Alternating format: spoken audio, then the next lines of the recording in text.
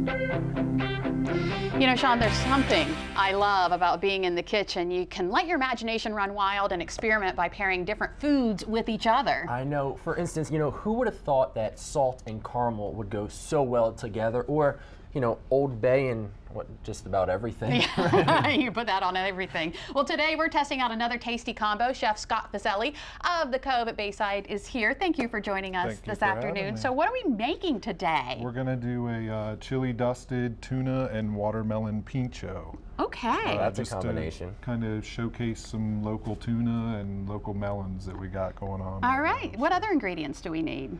We're going to have some tuna and watermelon, obviously, and then we're going to serve it over a kale salad. So we're going to do a little bit of kale with some shaved fennel and jalapeno, some pickled onion, and then we have our chili rub that we're going to show you how to make to rub all over the tuna. All right, so put us to work. All right, well, we can start. We're going to do the chili powder and coriander combination. You can just do all of both of those. What, you want me to put it in here? Put it in the jar. That way we can shake it up, mix it up, and then if we have any left over, we can just store it in the cupboard and save it for next time. Nice, okay. You want to get started on this beautiful fennel here? All right. You want to just shave that as thin as possible. And this is a very sharp knife. You scared me when you told me. You're like, be careful. Now I'm like, it's very sharp. It is. He warned you, Sean. We're going to put a little of the salt and pepper as well in the jar. Oh, in the jar, okay. All right. So we're just shaving this. So these ingredients, they're all local, like you said, the tuna and the watermelon? The tuna and watermelon's local. The tuna comes from South Bethany Seafood Market, which is in South Bethany, obviously, right on Route 1. And the watermelon is from Eastview Farms in Frankfurt. I believe it's on Bayard Road, which is literally minutes from the restaurant. That is one beautiful watermelon. We're able to go right there and grab what we need all the time. All right, I've got it all shook up. Let's get this hot. Okay. And we're just going to sprinkle a pretty generous portion on all four sides. All four sides, tuna, okay. Yeah. Generous, I can do that. And now moving on to the jalapeno. Is that about enough, or? Yeah, that's plenty. Okay. We can just go ahead and throw it in the bowl when you got it ready. Jalapeno, same thing, nice and thin, just little rings. We'll leave the seeds in. If I like the heat, but if you don't and you're at home, then feel free to remove the seeds. Or if you don't like the heat at all, then bell pepper would be fine. You can substitute whatever you like, really. All right, how's that look? Is that beautiful? Okay. Beautiful. Is that hot enough? We're gonna find out. Yeah. You want a good hot pan when you're searing, right? We do, and we're searing with just vegetable oil. Okay. And that's perfect. You want to use the tongs so I don't splatter. Yourself. All right.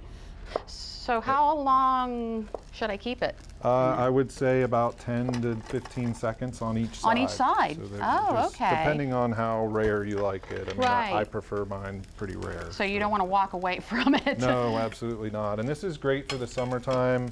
You can sear off the tuna ahead of time.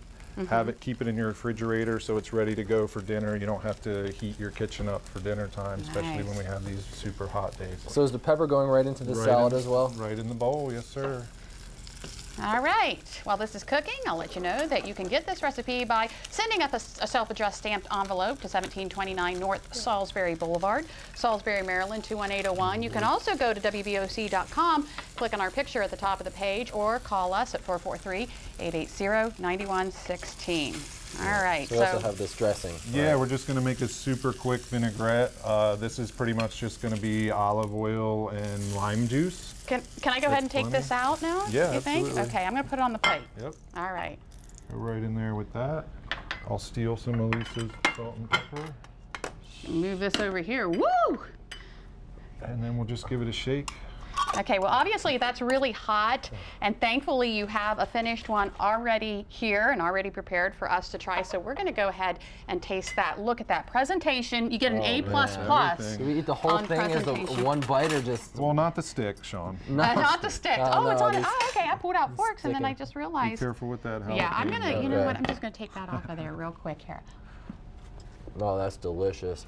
I like my tuna like this as well. Just rare. That is delicious. I love tuna, and I love seared tuna because it has a nice little crust in there. And you know, even when you took the jalapeno off, even though it's off, I still got a little bit of spice in there. And you grab a little bit of the watermelon in with it. It's delicious. Good stuff. Thank you so much for joining us in the Delmarva Life Kitchen, and thank you for watching Delmarva Life. We hope you have a fabulous Labor Day weekend. Join us on Tuesday as we try to put a dent in crime on Delmarva. We'll show you another batch of fugitives. See if you recognize anyone for your chance to pocket some cash. And we take a step back into Delmarva history, find out what it took to restore what was once described as a treasure of America, Linchester Mill in Caroline County. See how the project turned the mill into Delmarva's treasure.